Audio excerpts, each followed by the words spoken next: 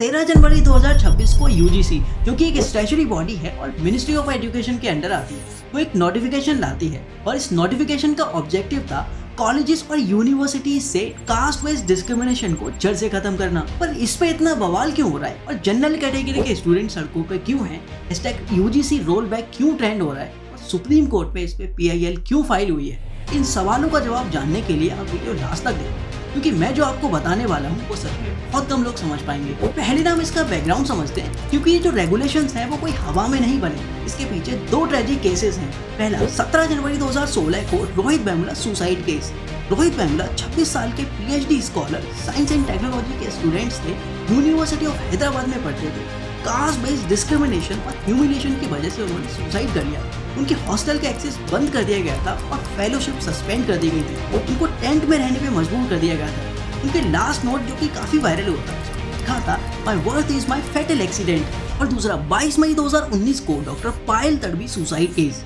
Doctor Payal Tadvi 26 साल की second year post graduate medical student थी, BYL नैयर हॉस्पिटल जो कि मुंबई में है। और 22 मई को वो अपने हॉस्टल रूम में सुसाइड कर लेती हैं। रिपोर्ट्स और विटनेसेस के अकॉर्डिंग 3 सीनियर डॉक्टर्स रेगुलरली उन्हें कास्ट बेस्ड हैरेसमेंट करती थी।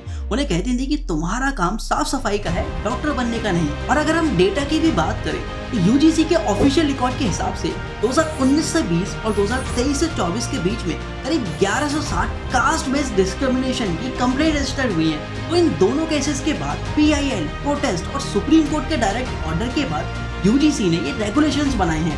अब सवाल ये है कि इन रेगुलेशंस में ऐसा क्या है कि पूरा का पूरा जनरल कैटेगरी प्रोटेस्ट में उतर आया है। इसे समझने के लिए इस एक्ट को ध्यान से समझना पड़ेगा। तो 13 जनवरी 2026 को UGC इन रेगुलेशंस को इंट्रोड्यूस करती है। नाम होता है promotion of equity in higher education institutions regulations 2026। इसका ऑब्जेक्टिव था कि यार सभी कॉलेजेस और यूनिवर्सिटीज से कास्ट बेस्ड डिस्क्रिमिनेशन को जड़ से खत्म करना है। इसके लिए क्या क्या मैंडेटरी है? इक्वल अपॉर्चुनिटी सेंटर्स EOC, जो कि हर कॉलेज में होना चाहिए। इक्विटी कमेटी, जो कि 9 मेंबर्स की कमेटी होगी। इक्विटी स्क्वाड, जो कि मोबाइल टीम होगी और कैंपस के वल्नरेबल स्पॉट्स को चेक करेगी। इक्विटी एम्बेसडर, जो कि हर डिपार्टमेंट के हॉस्टल लाइब्रेरी में होंगे। और 24/7 इक्विटी हेल्पलाइन, जो कि मैंडेटरी है। इस इक्विटी कमेटी को ध्यान में रखना, क्योंकि सबसे बड़ा विवाद यहीं पे है।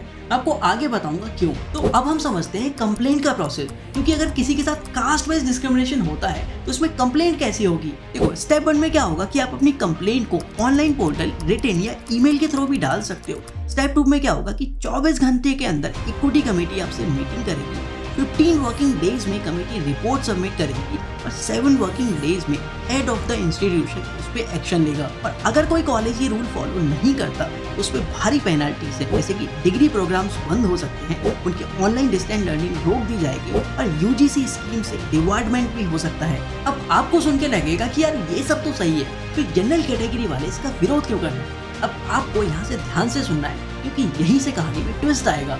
पहली बात, 2012 में भी ऐसी रेगुलेशंस थी, पर वो एडवाइजरी थी, उतनी स्ट्रिक्ट नहीं थी। और सबसे बड़ी बात, उसमें OBC इंक्लूडेड नहीं थी, और इस 2026 के रेगुलेशंस में OBC भी इंक्लूडेड है। दूसरी बात, इस इक्विटी कमेटी के कॉम्पोजिशन को ध्यान से देखो।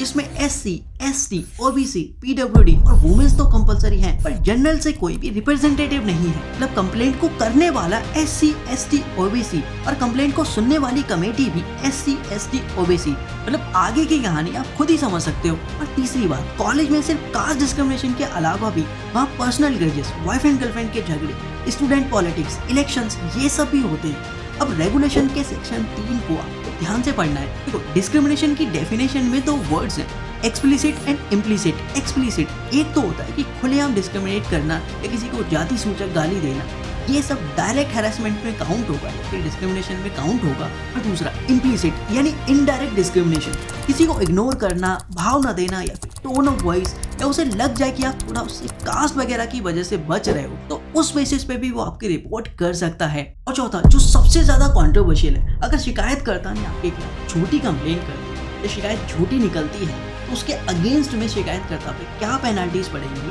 रेगुलेशंस में क्लियरली डिफाइन ही नहीं है। मतलब अगर किसी ने तुम्हारे अगेंस्ट झूठी कंप्लेंट कर दी, तुम्हारा नाम खराब हुआ, टॉर्चर हुए, कमेटी की इंक्वायरी हुई जिससे रेपुटेशन भी डैमेज हुई, और फिर पता चलता है कि कंप्लेंट फॉल्स है, तो जिसने कंप्लेंट की है उस पर क्या पेनल्टीज होंगी ये पता ही नहीं है। इन्हीं कुछ वजहों से आज सोशल मीडिया पे hashtag UGC roll back trend हो रहा है और जनरल कैटेगरी के स्टूडेंट्स प्रोटेस्ट में आ रहे हैं और सुप्रीम कोर्ट में एक PIL फाइल हो चुकी है 40 यानी इक्वालिटी बिफोर लॉ के वायलेशन के केस में। और दूसरी तरफ ST SC OBC के स्टूडेंट्स कह रहे हैं कि आप रोहित वेमुला और पायल तडवी को भूल गए क्या, हमें प्रोटेक्शन चाहिए। देखो मैं अपनी तरफ से कोई एक तरफा कंक्लूजन नहीं दूंगा क्योंकि इसमें दो सच्चाइयां।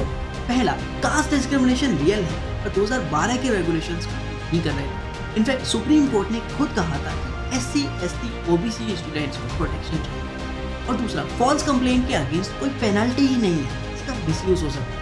अगर आप कमेटी कंपोजिशन भी देखोगे तो उसको देख के भी नहीं लगता फेयर हियरिंग हो सकती है। और मेरे हिसाब से कास्ट डिस्क्रिमिनेशन के खिलाफ टाइप होने चाहिए पर वो वन साइडेड ना हो, उनका इम्प्लीमेंटेशन प्रॉपर होना चाहिए।